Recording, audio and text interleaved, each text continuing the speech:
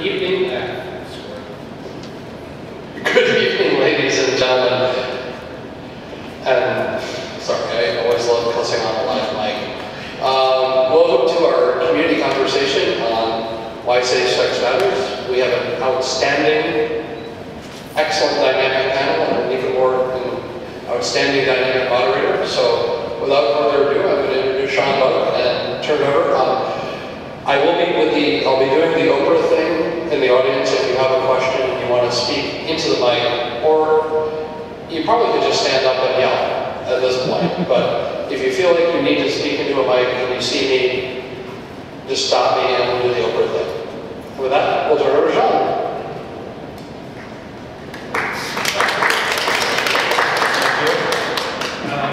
I guess everybody can probably hear me okay at this point. I'm Sean Buck. I'm the co-publisher of Metro Weekly. A lot of people I think in the room probably know me primarily through that role at this point in my life. But one of the reasons that I was really interested when I got the call about moderating this panel is because of the we have four different groups represented here on stage for this panel. I've actually worked for two of them in the past. And actually, I got my start as a gay man in DC, working with ACT UP DC back in the early 90s, and doing a lot of protest work and things about access to condoms, safer sex.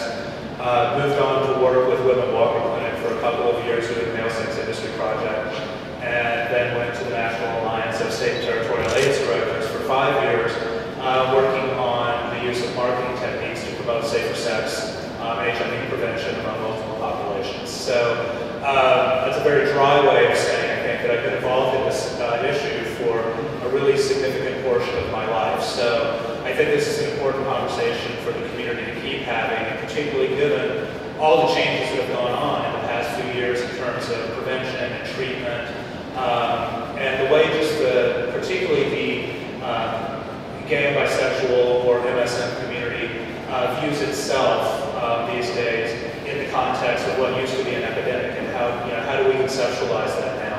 How do we live our lives now with HIV and AIDS in the background? In terms of the flow of the conversation, obviously we have a small group, so I do hope, when it's called a conversation, it should be a conversation. All of us should have something to say here tonight, and I do hope that everybody will feel comfortable contributing. Raise your hand, just give me a little tip, like you're bidding on something. If something comes up that you really wanted to comment on, and I can make a note, and I'll make sure Chris gets to you with the mic. What we're going to do to start off is have each of our panelists give like a short introduction, tell us who they are, and talk a little bit about the topic that we're going to be discussing tonight. What I would like to do is go down first and introduce everybody before you do your introductions of yourself. First, we have Isaiah Webster, who is with NASDAQ, which is the State and Territorial AIDS Directors. We have Dr. Ray Martin from Whitman-Walker Health, which I still keep calling Whitman-Walker Clinic because I'm old and I can't get past it. We have Michael Carfin from HASTA with the DC government. It's a very long bureaucratic name, but and then we have Leandro Gilead from the Sexual Minority Youth Assistance League. So if we can actually just start from this end of the panel and go down. All right, well thanks, Sean. My name is Isaiah Webster, and I work with the National Alliance of State and Territorial AIDS Directors, also known as NASDAQ. Can everyone hear me? Chris, can you hear me? Yes. As Sean said, NASDAQ represents the leadership of the nation's state and territorial health departments, which is 59, I believe. I've only been there 5 weeks, but I think it's 59 different health departments. And what we do primarily is we provide technical assistance and support to those health departments. My role at NASDAQ is I'm in charge of the Damon's portfolio, and we have a number of things within the portfolio that we try to do to support health departments in reaching heterosexual men, as we would call them, of all different colors, shapes, sizes, whether they're rural or urban.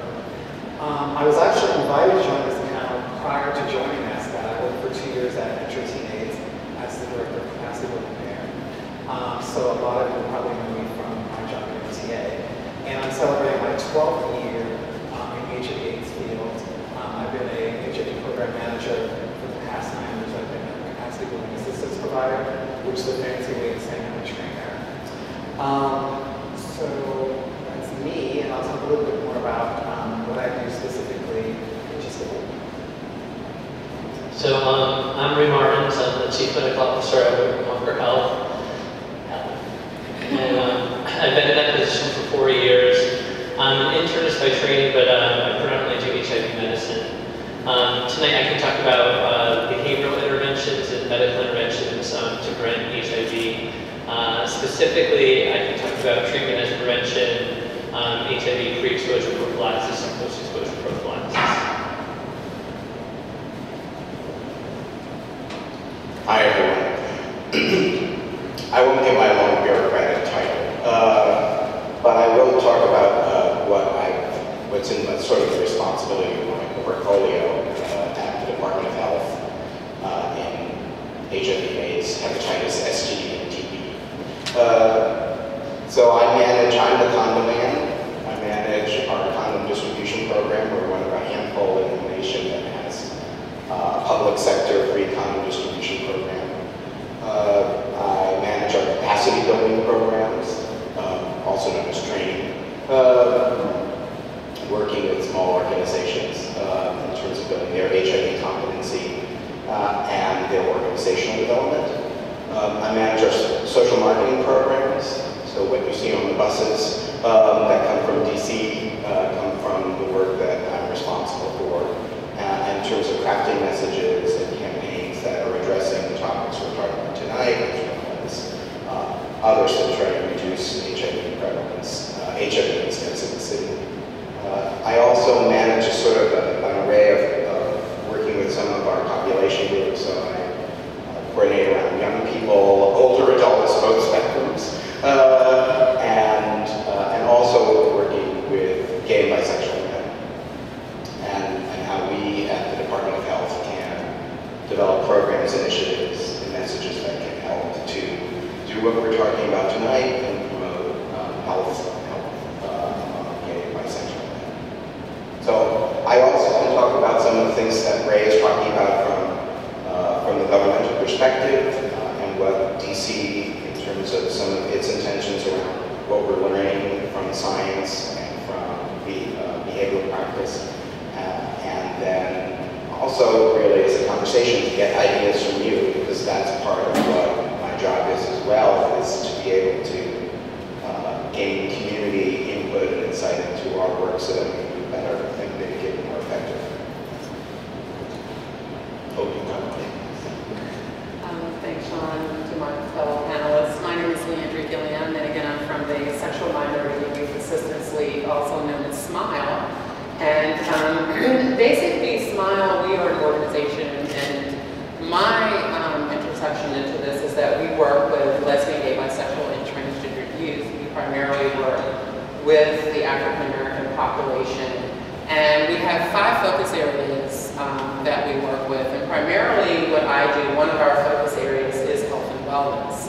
And as a public health worker, an advocate, and an activist for LGBT young people, you know, we learn a lot and we get involved a lot in capacity building and providing trainings and assistance to organizations, hospitals, schools, infrastructures that are definitely going to be working with this population, and where we see that there's an increase of young people who are becoming positive. A part of my job in managing the care advocacy program is to identify these young people, to test them, to get them treated, to link them to care, and to ensure that they're engaged in care. And during that time, that some of the mechanisms that we're going to talk about today, and in regard to practicing safe sex and keeping yourselves healthy.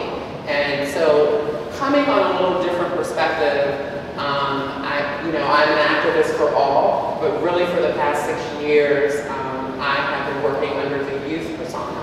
But I have definitely been involved in working to create change and ending and eradicating HIV disease for over 9 years now. So, you know, I think my input and what I've seen can definitely be effective, and ideas that you also may have could be effective, and that's helping implement and develop our young people into knowing what it means to continue to practice safe sex.